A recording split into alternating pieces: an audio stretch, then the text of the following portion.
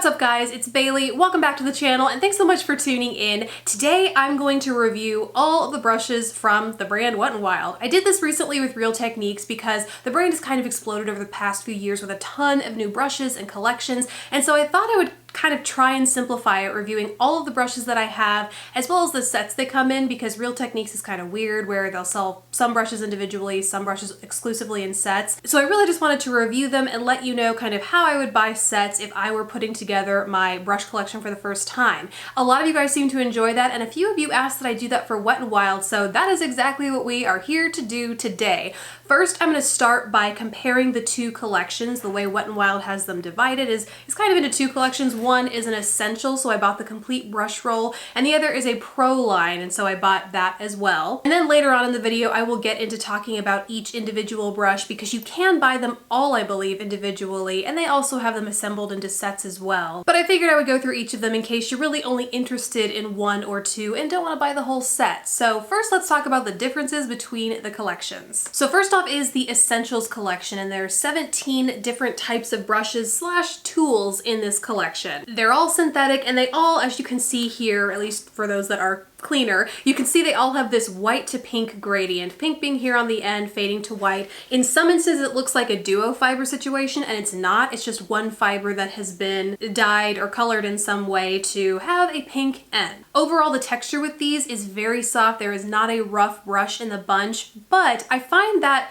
they're also kind of not slippery. That's not, you can see on the side. I feel like this does the best job at illustrating it. You can see on the side that the bristles look kind of shiny. Like they have a really smooth surface area, which I don't mind so much for the eye brushes, but when it comes to the face brushes, what that often means is that it will pick up a little, first of all, it's hard to pick up a lot of product, which might be good if you're prone to overdoing it. If you have a very pigmented product and you just want a little bit, I think these might be a good thing for you, but more often than not, what I find it does for me is it kind of leads to streaky and uneven application, because there's something about, even with, you know, Real Techniques where these are synthetic fibers, but they just have a more coarse feel, and maybe it's the cut of the brush, but they retain product a little bit more. So as you're applying it and buffing it in, it's almost like a slow release, whereas this product does not cling to this brush. So once you stamp it down on your face, it's kind of there, and then you have to go and work to buff and blend it in, and it can just sometimes lead to an uneven application. I hope I'm explaining that in a way that makes sense, but there is something about how smooth these bristles are that just for some reason can lead to a little bit of a patchy application. The other thing that I've experienced with these brushes more so over the pro line is that you can occasionally run into a rogue extra long hair.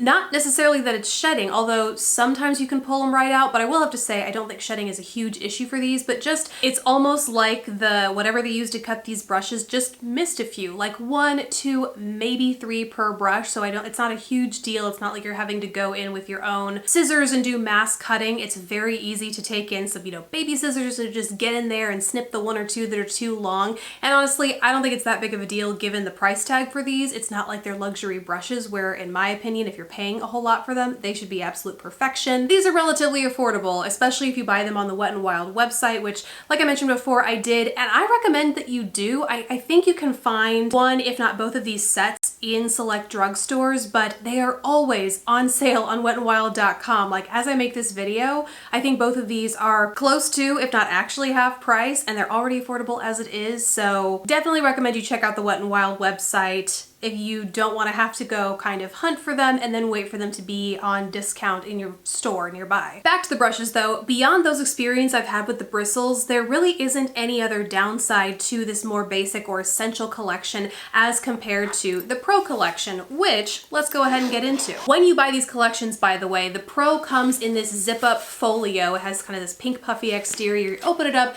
have places to stick your brushes, and the face brushes actually came with these brush shapers. They're just little sleeves that fit over your brushes and kind of keep the bristles going in one uniform direction, keeps them from fraying sooner than they have to with washing, so that's really nice. And then this actually sits up. If you want to kind of prop this up on your table, you can prop this up and there's a way for that to stay. Whereas the Essential collection, the 17-piece collection, comes in this brush roll. You still have a way to kind of keep them in there and it's still very functional. And it's actually even a little bit more compact compared to the Pro portfolio, but just so you can get an idea of the differences should you want to buy the whole collection. But back to the Pro set. So, unlike the Essentials collection, these come with a rose gold metallic handle. And these fibers, let's see if I can find a clean one here. These fibers, rather than fading up to pink, go from gray to white. And you can see here again, this looks like it would be a duo fiber, but it's not. It is one uniform fiber that just happens to be dyed kind of a grayish mauve at the base and then fades to a white up at the top. And just like all the observations I had with the Essentials collection, as far as bristles go, pretty much have the same with these, but in the opposite way. For instance, I find that these bristles just have a little bit more roughness to the surface area, and not to the point where they're scratchy by any means. They're still all very, very soft, but there's something about the way that they just grab product and lay it down on your lid to where it gives you a little bit more freedom to buff and blend rather than stamping it all down in one place and then kind of having to figure out how to make it blend from that one direction. Just a little bit easier to blend with these that I find. I also find that these are a little bit more dense, specifically with brushes that are meant to be dense, like for instance, this is a powder brush. It has a little bit of extra weight to the handle, which just kind of feels a little bit more high-end in my opinion, but then the actual brush itself has a denser feeling. So it just, again, especially for, you know, some face powder like this, just makes it a little bit easier to buff and blend. And then the bristles themselves are not only denser, but you can see it has kind of a more complex cut to it here, where it's tapered starting in the middle, you know, rounding up to this ball end. And I just find that that is so much nicer for me to blend products out, whether it's powder, cream, you name it. I mean, these are really, really nice. But I think the difference in density and shape for a lot of these brushes is worth paying for the Pro version if you're considering one or the other and in between the two. Okay, now let's dive into each of the brushes in these collections. First, starting with the Essentials. Like I said, 17 brushes in here. Let's go in first with the face brushes. So here's a powder brush, relatively long bristles that starts tapering closer to the edge of the brush. You get just a slight dome shape. I find this is great for applying powder in broad places across the face. You can definitely apply, you know, bronzer or bronzer if you want like large scale bronzer application. And I've even gone in to apply blush with it as well. But I wouldn't say it's as great if you are using this for like a setting powder to get in your under eye area, just because it isn't quite as precise as some other powder brushes out there. Then there is a large stippling brush, great for applying cream or gel products, whether it's liquid foundation all over, cream or gel blush or bronzer. That's kind of what I prefer these for. Unlike a lot of brushes like this though, this is not a duo fiber. I mean, there are fibers of various lengths in here, but they don't feel different like in a lot of duo fiber brushes where the shorter black bristles feel like they might be a little bit more coarse, whereas the longer ones are softer and smoother. This is all the same. Even though they have two different colors, both of these feel exactly the same. There's really just a different density between those that are shorter, and then obviously it thins out towards those that are longer. Next, there is a flat top brush. This is a classic for blending in foundation, whether it's liquid or powder. I really love a brush shaped like this to get into a powder compact and buff that into the skin really nicely.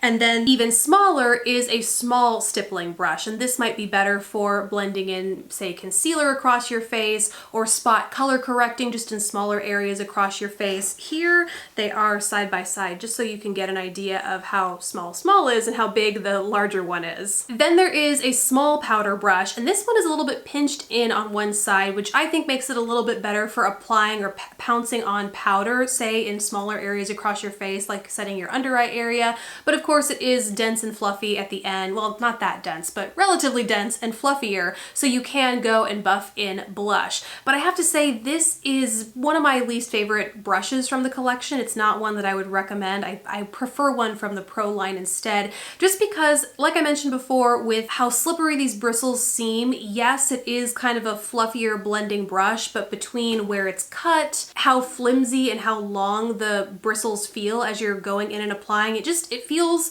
like you stamp product down and then you spend all this time trying to buff and blend it out, and it just kind of goes nowhere. It takes forever. It's just not my favorite from the collection, which which can also be said for this next one, but in all fairness is not because of the brush or the bristles, it's just because I'm not really a flat foundation brush kind of person. These I also feel like lend themselves to streakiness regardless of whether they are Wet n Wild or even higher end. I just have never really liked the way that these apply my foundation on me, because while they can be good for getting in more precise areas across your face, you know, around your nose, I find that when I'm blending, you know, like sweeping like this over large scale areas, it's just streak city, and I need something that is dense and more rounded to really buff that out and really buff product into the skin. So again, not my favorite brush, but just less because I'm not really a fan of that kind of brush. There is also a smaller version of that brush, so you can get a size reference. Here they are side by side. This, it's a little large. I think some people will find it too large to use on their eye area.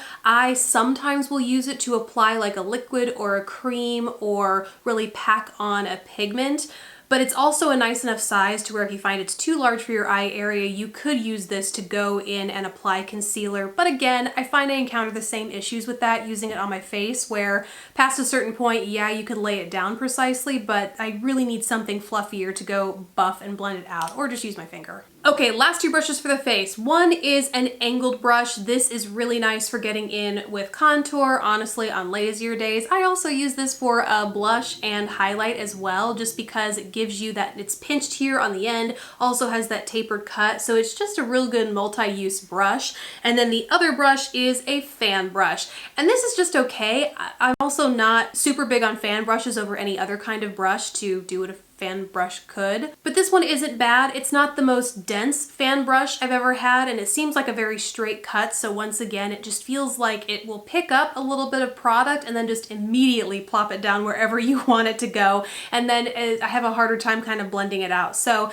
not my favorite, but if you are looking to try a fan brush to see if it's your thing, this isn't a bad one to pick up. And then before we get into the full-on eye brushes, they also have a tool in this set, and just in general, this is one of those brushes you can use. On one end you have like more of a lash separator or just a comb that you can comb through your brows, and then there's a more dense and fibrous actual brush that you can use on your brows as well. And this is one of those things where I'm like, if you like using it, if you feel like you need it, and if you don't, you don't. I'm not personally big on these, but if you're looking for one, Wet n Wild has one. Now moving on to the eye brushes, if there's one thing you can say about this collection, it is that there are lots of brushes, and to the extent you like all of them, you literally have a full face done from beginning to end with everything in here. So first up is a domed blender brush. This one is a great one for the crease. Also just using, you know, if you really get super lazy applying color all over your lid, I like it for that too. This I feel like though you can kind of see the imprecision when it came to cutting the brush. I'll zoom in here so you can get a better look at it, but for the most part it's domed, but there are just kind of some rogue hairs here that make it feel a little bit more like a flat shader or a wily shader. I don't know. Next up is an actual flat fluffy shader brush, and this reminds me so much of the e.l.f. C brush. If you've tried it, heard of it, this is pretty much that exact brush. It has a slight circular end cut here. When you turn it on its side, it's pinched in at the end to give you a nice flat shape, so you can pack color in, but you also, because you have that fluffiness and that dome shape, it's also really nice to kind of blend things up and through the crease and just generally buff things out across the lid. This is another kind of one and done brush for me, where on my laziest days, this is all I will use to buff a shadow in and then call it a day. Now the next few I feel get a little redundant because they are all more tapered flat shader brushes, just of varying shapes and bristle lengths. Here you can see is the largest one. It has more of a severe C shape here, but is tapered towards the end. This, well, all of these, I really prefer to go in and pack color on because they lack the fluffiness. They're not great at blending, they're better at packing color on. So this is a larger brush if you have, you know, more color to pack over your whole lid. But then you also have these two smaller brushes in case you're just wanting to do something, say, along the lower lash line, in the inner corner. Be really precise about it on the outer corner maybe, or maybe even cut a crease if that's your thing. But these are all very, very similar, and so I don't necessarily feel you need all three of them in here, but if they're a brush that you use a lot, it is helpful to have them. Then last up are liner brushes, the first of which is an angled liner brush, and this I really like because it is nice and tapered. It has a very clean, sharp edge, not a lot of fluffiness to it, and so I find that makes it really great for getting an extra sharp wing, a precise kind of more graphic wing out there if you want to. and yet you can always turn it on its side to cover more surface area as you get closer to your lid or wherever you might be using this to apply liner or whatever. Can't say the same for the other one though. This, you can see it still has product in it from when I last tried to use it and it was a fail. So this is also kind of an angled liner brush, but the ferrule is bent at an angle just to help give you some like a different angle when you apply your eyeliner. But the problem with this is that it is so splayed out. I cannot, it won't create like one single concise line. It's so fluffy and just kind of all over the place that this is not accomplishing anything precise. So, and I don't know what else I would use it for if not liners. So unfortunately, this is just not a brush that works for me, period. So those are all the brushes in the Essentials set. Let's now dive into the Pro collection here. First, starting off, let's do the reverse. Let's start with the eye brushes first. First, starting with the Fluffy Blender brush. This is a little bit larger than the one from the Essentials collection, so I'll show them right here just so you can see a side by side. I have deeper set eyes, a larger surface area in my eyes, so I like having a larger brush to blend out my crease area. And I also just like how these bristles perform again, but that might not be what works for everyone, so maybe you prefer having the smaller crease brush from the Essentials collection. There's another similarity with the flat shader in the Pro collection, which by the way, these are actually numbered. This is a P15 in the Pro collection.